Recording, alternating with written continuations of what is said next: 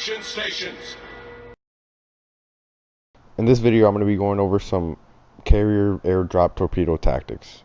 Some of the comments I got from my last carrier video was you guys wanted to see what buttons I was pushing, so I enabled it on my phone. You're going to be able to see how hectic it looks.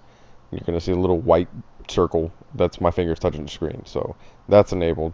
But not only that, we're also going to break it down Barney style, how and what each button does. So the first button here, this button is what actually puts you into the tactical mode, like where you control your planes. So you push this button, it brings you up to the tactical picture. It's kind of like a top-down view. These buttons over here that I put a square around, these are all your different squadrons. So you click one, hit the fire button, it sends it out, or you use it to control it. The next button here, it has a little picture of a plane with a arrow on it.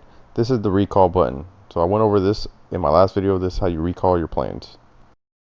And the button with a picture of a ship, this is how you get to your ship view. So you can actually maneuver your ship and control it.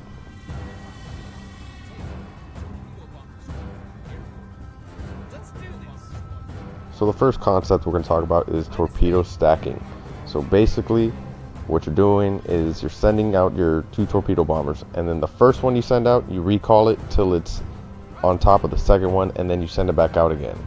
So recall, once it's on top of the other one, send it back out so that they're stacked on one another. And the reason you do this is for a high alpha strike.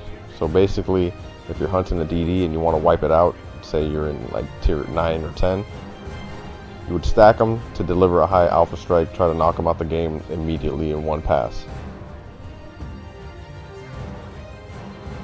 Now, I don't really utilize this tactic throughout the whole match.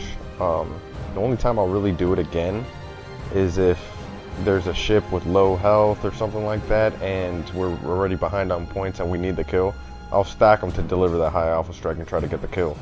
But I don't really utilize this tactic as much as my other one. Now I'm going to show you what it looks like when torp stacking kind of fails, or you could say it's me, but when it fails. So as you see, there goes the New Orleans. He got downed. I ended up swapping my bombers over, which delayed me from recalling both my torp bombers.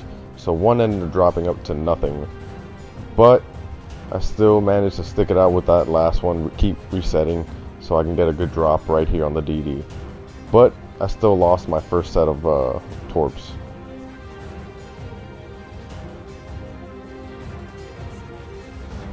But that brings me into the next segment. So basically what happened, I ended up losing that one drop. Those planes went back to the ship, and then basically my planes were offset from that point on. And now that brings me to plane staggering. Now, I personally love this method more because I can bait out damage control kits. So if I get a flood, they use a damage control kit. I can then send the next couple of planes to hopefully get a permanent fire or flood.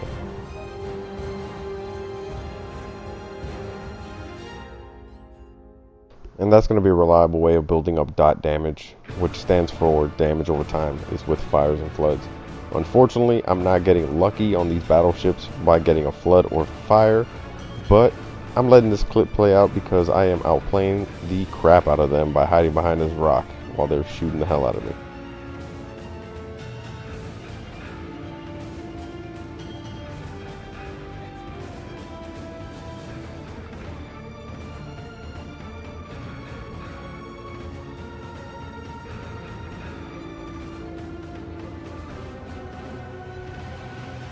Another thing about sending one torpedo bomber at a time is I'm able to concentrate more easily than I would if I had two to try to get this guy down. So Shimakaze's barreling down on me. I'm going to drop torps on him, get a permanent flood on him, and then I'm going to send out the next one, try to nail him, but right here I kind of backed down because I knew there was torpedoes coming and I wanted to dodge them. I still managed to get one hit on him, but the damage could have probably ended him. I just didn't want to get hit with any torpedoes because it's still early in the match and all the ships are alive, so I didn't want to take any unnecessary damage.